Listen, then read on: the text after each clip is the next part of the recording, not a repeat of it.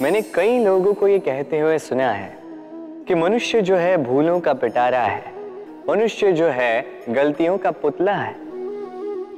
और ये सत्य है। भूल भला किससे नहीं होती, हर एक से होती है, और एक नहीं अनेक भूलें होती हैं। किंतु स्मरण रखिएगा, उन्हीं के वस्त्रों पे कीचड़ लगता है जो कीचड़ साफ करने का प्रयास करते हैं। तो जहां प्रयास वहां भूलें तो होंगी। अब यदि आप कोई नया संकल्प करने जा रहे हैं, कोई बड़ा कार्य करने जा रहे हैं, और आपसे कोई भूल हो जाए तो कोई बात नहीं, पश्चाताप ना करें। अपनी भूल को पहचानें, उसे समझें, उसे सुधारने का प्रयास करें, और सबसे महत्वपूर्ण बात, अपनी भूलों से सीखें। उन्हीं के हाथों से लहू बहता है जो कांटों में छिपे उस पुष्प को निकालने का प्रयास करते हैं। स्मरण रखिए, जिसने जीवन में कभी कोई भूल नहीं की, उसने जीवन में कभी कुछ नया करने का प्रयास ही नहीं किया है। ये भूल आपका सबसे बड़ा शिक्षक है, तो इससे दुखी ना होइए, पश्चाताप ना करें, इस भूल का आदर करना सीखें।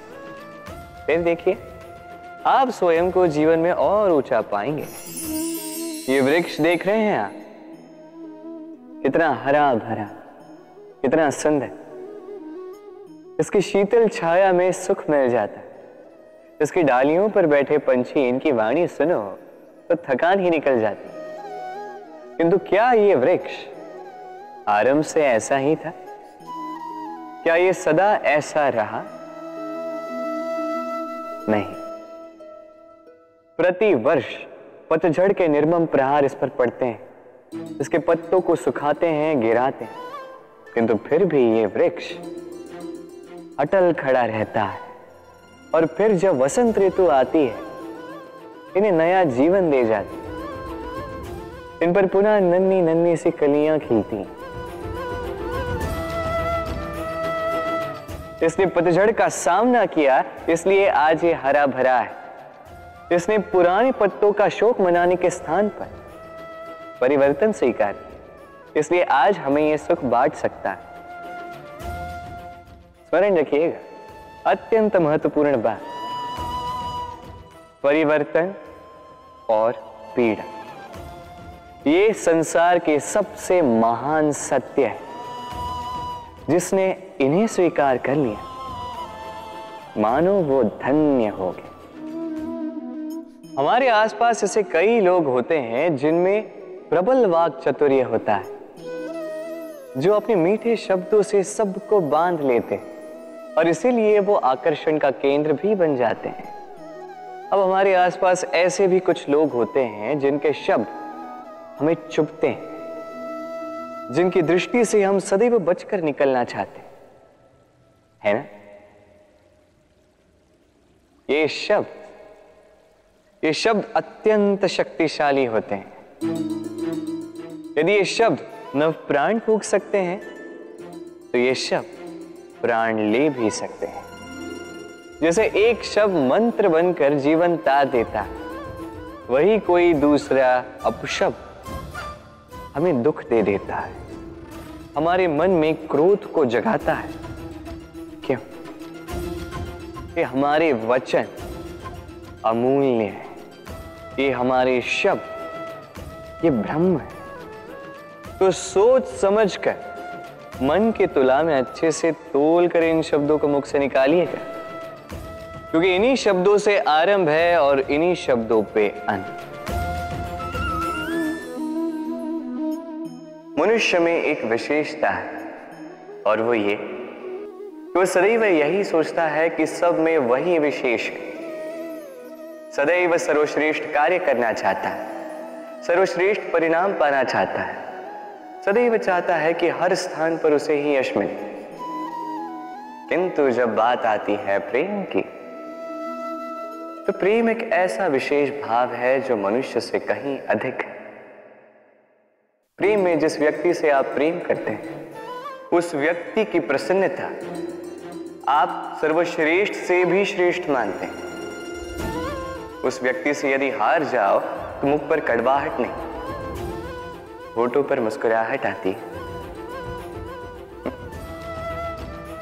जिसे आप प्रेम करते हो, यदि उसे हराकर आप जीत रहे हो तो ये जीत नहीं है, ये सबसे बड़ी हार है।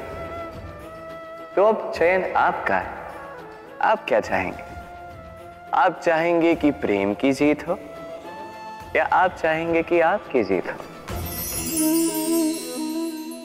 प्रेम। दाऊ मुझसे सदैव पूछते हैं कि कान्हा, ये प्रेम अंततः है क्या?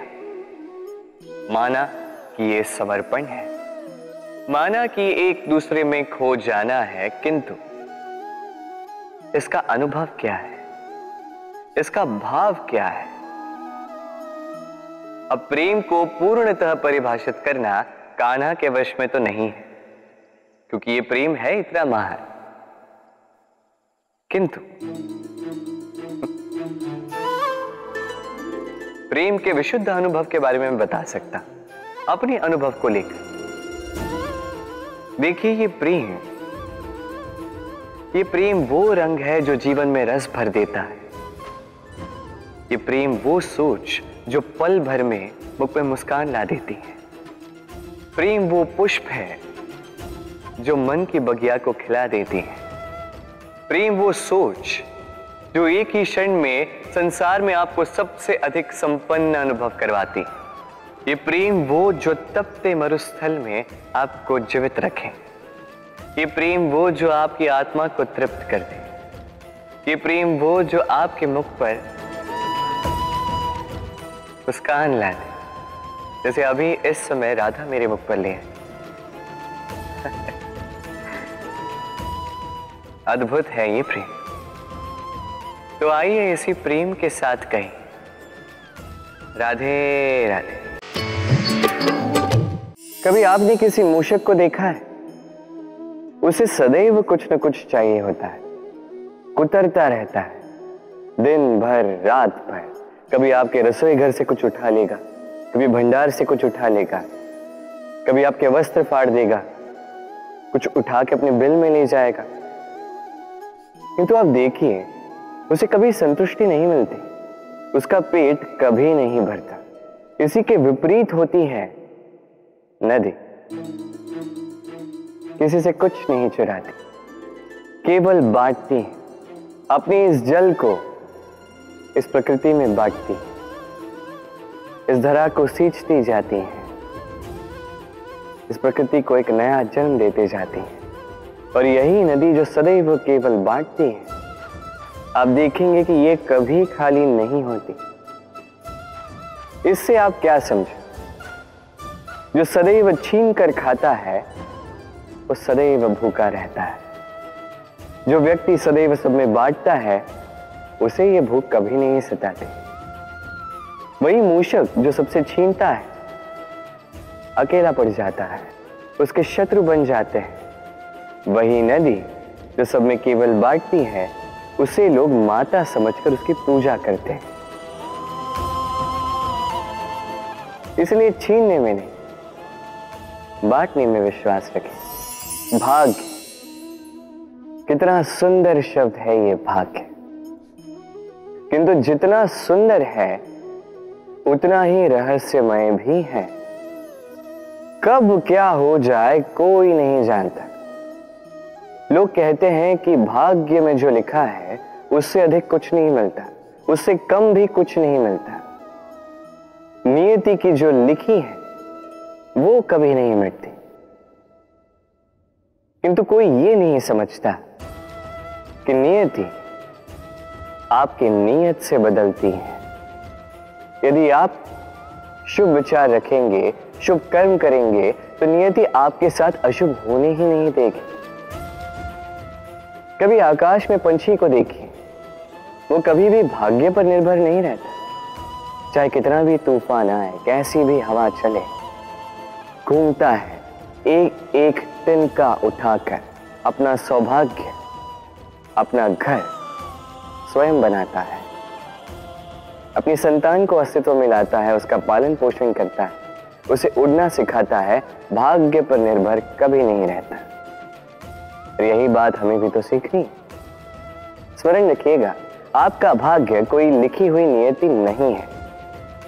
आपका भाग्य वो सत्य है जो दिन प्रतिदिन आप स्वयं लिखते हैं, कुछ अपने परिश्रम से, कुछ आपकी नीयत से। सुरक्षा व्यक्ति के लिए आवश्यक होती है, किंतु यही व्यक्ति की सबसे बड़ी शत्रु भी होती है। कैसे? सोचिए, एक व्यक्ति जब सुरक्षित वातावरण में होता है तब उसमें आलस आ जाता है। वो जानता है कि ना मुझे भविष्य के लिए कुछ करना है, ना आज के लिए कुछ करना है, केवल जीवन जीना है। इस सुरक्षा चक्र से बाहर निकलना अति आवश्यक है। सोचिए, पंछी जो अपनी संतान को जन्म देता है, कुछ समय के पश्चात उसे घोंसले से निकाल देता है। क्यों? यदि ऐसा नहीं किया तो वो संतान जीवन जीना सीखेगी ही नहीं। यदि उसे डाली से नीचे नहीं फेंका तो संतान उड़ ही नहीं पाएगी, उसके पंख सशक्त नहीं होंगे, वो स्वयं का घोंसला बनाएगी ही नहीं। पंछी अपना घोंसला तब बनाते हैं जब उनके अभिभावक उन्हें छोड़ देते हैं। स्मरण रखिएगा, आप सुरक्षा चक्र से बाहर निकलेंगे, संकट आएंगे जिसके कारण आप सतर्क होंगे, उनका सामना करोगे तो आप बलशाली होंगे। अब वो संकट दोबारा ना आए इसलिए आप योजना बनाओगे। यदि आप स्वयं का विकास चाहते हैं तो जब भी आपको लगे कि आप एक सुरक्षित वातावरण में हैं, एक सुरक्षा चक्र में हैं, तो इस घेरे से बाहर निकलिए। यहां है आपका विकास। ये उस नौका का प्रतिरूप है जो हमें धारा पार कराती है। अब सोचिए कैसी बात है ये। वो विशाल नौका जो हमें धारा पार कराती है, उसका निर्माण धारा में नहीं, धरा पर होता है। और यदि हम इसे नदी तक पहुंचाना चाहे तो हमें आवश्यकता होती है किसी बैलगाड़ी की अथवा अश्वगाड़ी की। उसमें रख के इसे ले जाते हैं। अब यदि मार्ग में कोई नदी आ जाए, कोई धारा आ जाए और उसे पार करना हो तो इस बार नौका पर उस गाड़ी को रखा जाता है और फिर पार किया जाता है। अर्थात ये यात्रा संपूर्ण हो ही नहीं सकती यदि दोनों का सहयोग ना होता। इसीलिए ये कहावत है, कभी नौका तो कभी गाड़ी। ये हमारे जीवन में अत्यंत महत्वपूर्ण है। हमारे संबंधों में अत्यंत महत्वपूर्ण है सहयोग। सदैव साथ मिलकर चले, सदैव संयोग करें, सदैव सुखी रहेंगे। व्यक्ति का व्यक्तित्व कैसे बनता है? आपको क्या लगता है? व्यक्ति जन्म से अपना प्रारब्ध लेकर आता है या आपको लगता है कि यह प्रकृति व्यक्ति के लिए उसकी नियति लिखकर देती है? नहीं, ऐसा कदापि नहीं होता। मैं आपको समझाता हूं। जब भी वर्षा होती है, किसी बूंद को देखिए। अब ये बूंद जहां गिरेगी उस पर निर्धारित करता है कि आगे क्या होगा। यदि ये बूंद गिरती है किसी खेत में तो ये किसी नए पौधे को जन्म देगी। यदि वो गर्म तवे पर गिरी तो स्वयं को भस्म कर देगी। यदि वो किसी सर्प के मुख में गिरती है तो विष बन जाती है, सीप के मुख में गिरती है तो मोती बन जाती है। यदि वही किसी पत्ते पे गिरे तो ओस बन जाती। एक ही बूंद, किंतु उसकी संगत उसका भविष्य और उसका व्यक्तित्व निर्धारित करती है। अब वो तो केवल एक बूंद है, उसके हाथ में है केवल गिरना। कहां वो भी वो निर्धारित नहीं कर सकते। किंतु आप मनुष्य हैं। आप चुन सकते हैं कि आपकी संगत क्या होगी, किन लोगों के साथ आप पलेंगे बढ़ेंगे। तो अच्छे से कीजिए, क्योंकि ये चयन आपका होगा, क्योंकि ये जीवन आपका है, भविष्य आपका है। अब महान बनना है या नहीं, ये निर्णय भी आप ही का होगा। मनुष्य का स्वभाव होता है सदैव वही बोलना चाहता है, कभी किसी की सुनना नहीं चाहता। किंतु उसका ये स्वभाव उसे एक बहुत बड़े ज्ञान से दूर रखता है, सामने वाले व्यक्ति के व्यक्तित्व के ज्ञान से दूर। इसलिए यदि आप किसी को पहचानना चाहते हैं, उन्हें समझना चाहते हैं, तो उन्हें रोकें, बस बोलने दें। क्योंकि व्यक्ति का व्यक्तित्व होता है उसके शब्दों में और उसका वास्तविक रूप छिपा होता है उसकी बोली के पीछे। बोलने दे, धीरे धीरे करके आप सब समझ जाएंगे। यही अंतर होता है एक साधारण पुरुष में और एक महापुरुष में।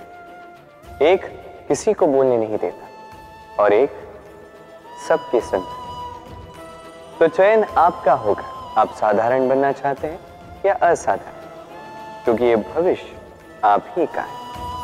भाग्य और कर्म, दो ऐसे शब्द जिनसे संसार घिरा है।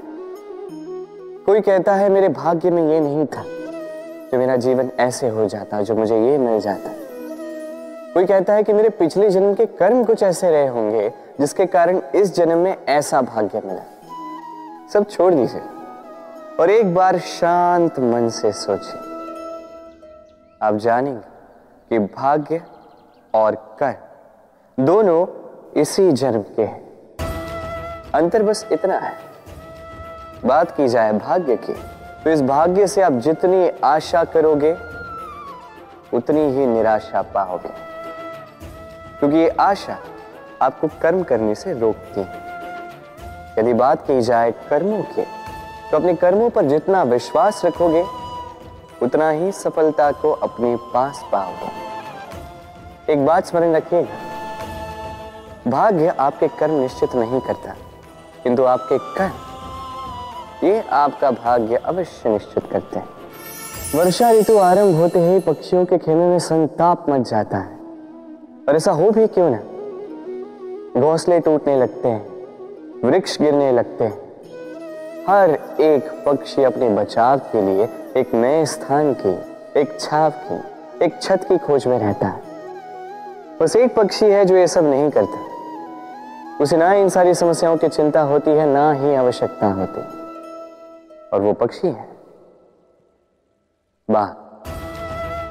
वो इन सारी छोटी समस्याओं से बहुत ऊपर उड़ता है, मेघों से भी ऊंचा। इसलिए ये सारी छोटी समस्याएं जो आपके जीवन में आती हैं, इससे स्वयं को घिरने ना दें। अपनी सोच को ऊंची बना के रखें, आपकी ये समस्या अपने आप नीचे आ जाएगी।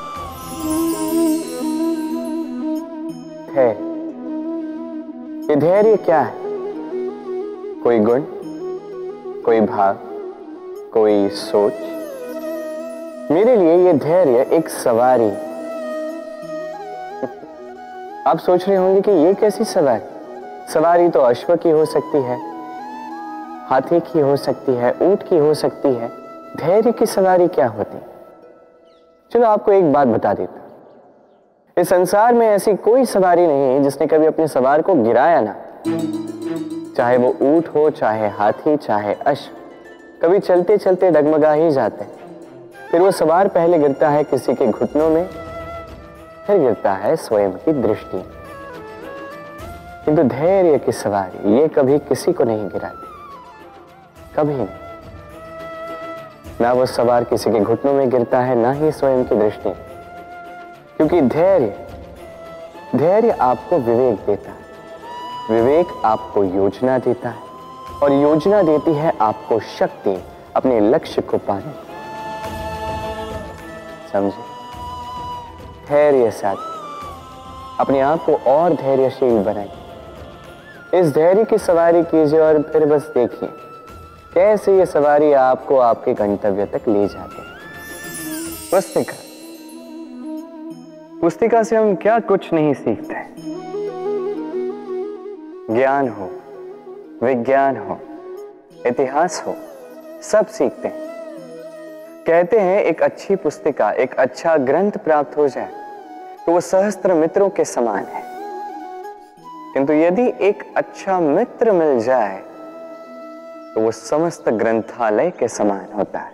वो आपको कर्म का ज्ञान देता है, सफलता का विज्ञान समझाता है, वो आपको इतिहास में अमर कर देता है। इतना ही नहीं, वो केवल आपको मार्ग दिखाता नहीं, अपने साथ लेकर उस मार्ग पर चलता भी है। इसलिए यदि जीवन में आपको कोई अच्छा मित्र मिल जाए तो उसे सहेज कर रखें, उसे संभाल कर रखें, जीवन संभल जाएगा। प्रतीक्षा, प्रयास, दोनों जीवन के अभिन्न अंग। देखा जाए तो हम सदैव किसी न किसी की प्रतीक्षा कर रहे होते हैं, चाहे व्यक्ति हो, चाहे कोई क्षण हो, चाहे कोई भावना, कुछ भी हो सकता है। और देखा जाए तो सदैव कोई ना कोई प्रयास भी कर रहे होते हैं, जैसे सफलता के आने की प्रतीक्षा, असफलता ना आए इसके लिए प्रयास, सुख आने की प्रतीक्षा, दुख ना आए इसके लिए प्रयास। अब प्रतीक्षा और प्रयास का एक अत्यंत घनिष्ठ संबंध है, और वो ये कि प्रतीक्षा करने वालों को उतना ही मिलता है जो प्रयास करने वाले पीछे छोड़ जाते हैं। तो प्रतीक्षा नहीं, प्रयास कीजिए, क्योंकि प्रयास में ही सुख की आस है। सूर्य का ताप कितना प्रखर होता है, सारी वनस्पतियों को सुखा देता है। तालाब हो, सरोवर हो, नदियां हो, सभी सूख जाते हैं। किंतु कभी आपने सुना है सूर्य के ताप से समुद्र सूख गया? ऐसा कभी नहीं होता। और यही छिपी है एक अमूल्य जीवन की सीख। समुद्र की भांति स्वयं को धैर्यशील बना दोगे, स्वयं में वो संयम लाओगे, तो कठिनाइयों की धूप आपको कुछ नहीं कर सकती। आपसे वो भाप निकलकर एक मेघ बन जाएगा जो जाके सूरज को ढक देगा, और फिर होगी केवल सफलता की वर्षा। तो आइए और मेरे साथ धैर्य से कहिए राधे राधे।